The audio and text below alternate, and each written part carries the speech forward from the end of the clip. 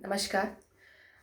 वैसे तो हमारा देश पहले से ही कोरोना वायरस जैसी एक खतरनाक बीमारी से जूझ रहा है, लेकिन इसी बीच एक नई बीमारी ने जो है लोगों को और ज़्यादा डर में ला दिया है, जिसका नाम है ब्लैक फंगस। साइंटिफिक नेम इसका है म्यूकोरमाइकोसिस।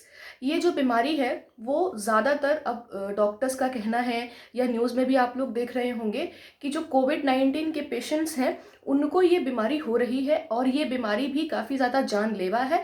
प्लस ये बॉडी के बहुत सारे इम्पॉर्टेंट ऑर्गन्स जैसे आईज नोज वगैरह को जो है वो डैमेज कर दे रही है।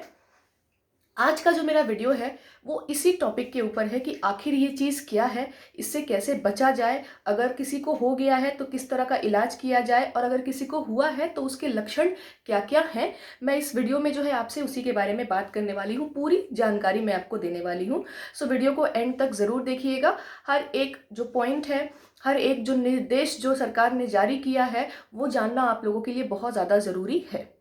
तो सबसे पहले अगर बात की जाए तो बहुत लोगों के मन में ये सवाल आ रहा है कि ये बीमारी नई नई आई है कोरोना वायरस की तरह या पुरानी कोई बीमारी है। तो मैं आपको बता दूं कि ये बीमारी पहले से भी थी, बहुत पुरानी बीमारी है ये, कुछ हाल फिलहाल में ये नई नहीं आई है।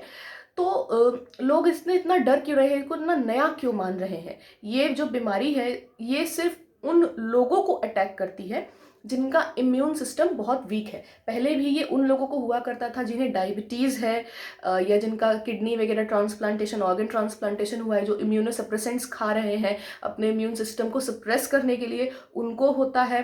कैंसर पेशेंट्स, डायबिटिक पेशेंट्स, इस तरह के लोगों को, या फिर जिनका इम्यून सिस्टम वीक है, जो किसी भारी बीमारी से जूझ रहे हैं या हुआ है अभी, उन पे ये अटैक इजीली कर देता है। नॉर्मल हेल्दी लोगों पे ये अटैक नहीं करता है बिकॉज हमारे अंदर जो इम्यून सिस्टम है, हमारे बॉडी के सोल्जर्स हैं, वो इस फंगस से फाइट करके उसे मार देते हैं। सवाल ये है कि ये जो फंगस है वो कहाँ पाया जाता है, तो सॉइल वगैरह में, मिट्टियों में जहाँ सड़े गले वेजिटेशन वगैरह है वहाँ पे, या फिर जो है प्लांट्स वगैरह के थ्रू जो है वो फूड सोर्सेज के थ्रू, एयर के थ्रू जो है वो आके आपको अटैक कर देता है। So we have to be very careful, हमें बहुत सावधान रहना है, खासकर उन लोगों को जिनका इम्यून सिस्टम वीक है, जो अभी अभी कोविड से रिकवर हुए हैं। अब बहुत लोग ऐसा सोच रहे हैं कि जब कोविड हुआ है आपको, उसी टाइम पे आपका इम्यून सिस्टम वीक है, अब जो है आपको वहाँ उस टाइम पे जो है आपको ये बीमारी हो सकती है। एक बार आप कोविड से रिकवर होकर घर आ गए, हेल्दी हो गए, अब आपको वो बीमारी नहीं हो सकती है। तो ऐसा बिल्कुल गलत है। अभी भी कोविड से रिकवर होने के काफ़ी दिन बाद भी जो है आपका इम्यून सिस्टम वीक है, तो आपको बच के रहना है इस बीमारी से। उसके बाद भी आपको मास्क, सैनिटाइजर सब कुछ यूज़ करना है, सावधानी बरतनी है, बिकॉज अभी भी आप वीक हैं। अगला सवाल लोग ये पूछ रहे हैं कि किस तरह के, क्या सारे कोविड पेशेंट्स को इससे डरने की ज़रूरत है या सिर्फ उन कोविड पेशेंट्स या फिर किसी पर्टिकुलर कोविड पेशेंट्स को ही इनसे डरने की ज़रूरत है। तो मैं बता दूं, सारे लगभग जो बहुत सारे कोविड पेशेंट्स ऐसे भी हैं जो बहुत ही जिनमें मतलब बहुत ज़्यादा सिम्टम्स देखने को नहीं मिल रहे हैं, वो बहुत ज़्यादा वीक नहीं हो रहे हैं, बहुत हाई लेवल पे उनको कोविड जो है इफेक्ट नहीं कर रहा है, तो उनको भी हो सकता है, लेकिन उनको होने के चांसेस थोड़े से कम हैं। लेकिन जिनको आईसीयू में रखा गया है, जिनको ऑक्सीजन पे रखा गया है, मॉनिटरिंग वगैरह, उनको जो है इस बीमारी से डरने की ज़्यादा ज़रूरत है, बिकॉज वो ज़्यादा वीक है। ठीक है, तो ऐसे लोगों को डरने की ज़रूरत है जो क्या बोलते हैं, जो जिनको कोविड ने काफ़ी ज़्यादा जिनकी बॉडी को तोड़ दिया है, उन्हें ज़्यादा डरने की ज़रूरत है। अब बहुत लोग ये भी पूछ रहे हैं कि जो ब्लैक फंगस जिसको अगर हो जा रहा है, तो क्या उसके फैमिली रिलेटिव्स या फिर डॉक्टर्स जो हैं, क्या उनको उससे डरने की ज़रूरत है? तो ऐसा बिल्कुल नहीं है। अगर आप हेल्दी हैं तो आप उस पेशेंट की टेक केयर कर सकते हैं। वो एक बंदे से दूसरे बंदे को डायरेक्टली फैलेगा, तो आप उसकी जो है केयरिंग वगैरह कर सकते हैं, है ना। आप उसको जो है उसके चीज़ों को भी टच कर सकते हैं। छुआछूत जैसी ये बीमारी, जैसे कोविड टाइप की ये बीमारी बिल्कुल भी नहीं है। नेक्स्ट ये सवाल पूछा जा रहा है कि हमें पता कैसे चलेगा किसी भी पर्सन को कि उसको ब्लैक फंगस हुआ है या नहीं हुआ है। तो बहुत सारे सिम्टम्स है इसके।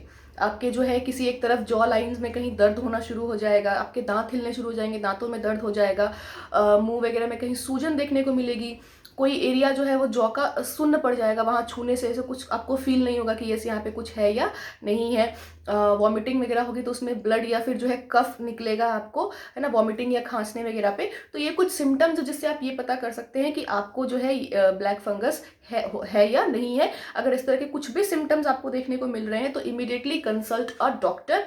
आप खुद से कोई भी मेडिसिन ना लें, बिकॉज इसमें जो है बहुत लोग बोल रहे हैं स्टेरॉइड्स टाइप के कुछ मेडिसिन्स हैं, कुछ स्टेरॉइडल मेडिसिन्स भी इसमें हैं, जैसे कि डेक्सोना वगैरह, है ना। तो ये सारी दवाइयाँ ब्लैक फंगस में लिया जाता है, तो लोग क्या कर रहे हैं, लोग घर में ही अपना इलाज शुरू कर दे रहे हैं। तो ऐसा बिल्कुल मत कीजिए, बिकॉज इनमें स्टेरॉइड्स होती हैं, और जो स्टेरॉइड वाले जो भी मेडिसिन हैं वो सारे पेशेंट्स को, ब्लैक फंगस के सारे पेशेंट्स को नहीं दिया जा रहा है। वो कुछ सीरियस पेशेंट्स को ही दिया जाता है 5 से 10 दिन के लिए, और वो भी ऐसा नहीं है कि आज आपको हुआ ब्लैक फंगस आज से और आज से देना शुरू किया जाता है। 5-7 दिन मॉनिटर किया जाता है, कुछ दूसरी दवाइयाँ दी जाती हैं, उसके बाद ही वो जो है दिया जाता है। सो खुद से डॉक्टर बनने की कोई ज़रूरत नहीं है। आप एक अच्छे स्पेशलिस्ट डॉक्टर को कंसल्ट कीजिए, या फिर आपको जिस भी डॉक्टर पे भरोसा है उसके पास जाइए और सही तरीके से अपना इलाज करवाइए। वरना गलत तरीके से इलाज करने से जो है, हो सकता है कि आपकी जान को खतरा भी हो सकता है।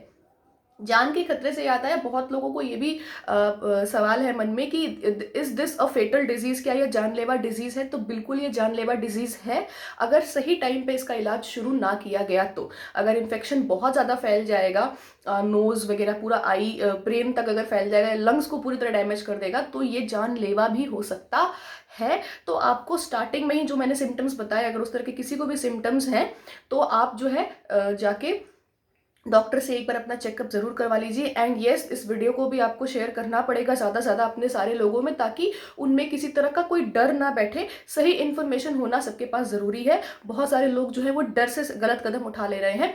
तो एक सही इन्फॉर्मेशन होना सबसे ज़्यादा ज़रूरी है। इस ये पैंडेमिक चली, जो डर का जो माहौल पूरे देश पूरे दुनिया में चला है, इस टाइम जो है वो आपको डरने की ज़रूरत नहीं है। घबराहट में जो है काम खराब हो सकता है।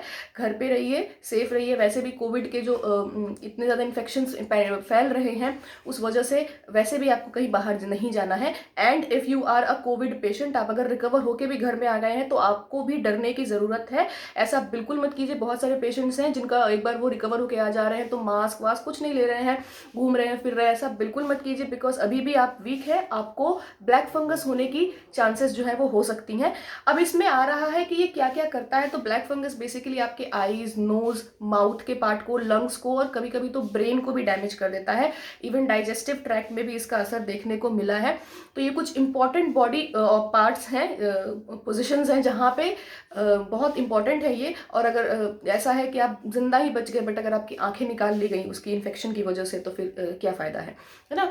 तो लंग्स अगर आपका डैमेज हो गए, अगर ब्रेन तक वो पहुंच गया, तो यू कैन इवन डाई। तो ये एक डेंजरस डिजीज़ है, इससे डरने का नहीं, बट आपको सावधानी बरतनी चाहिए।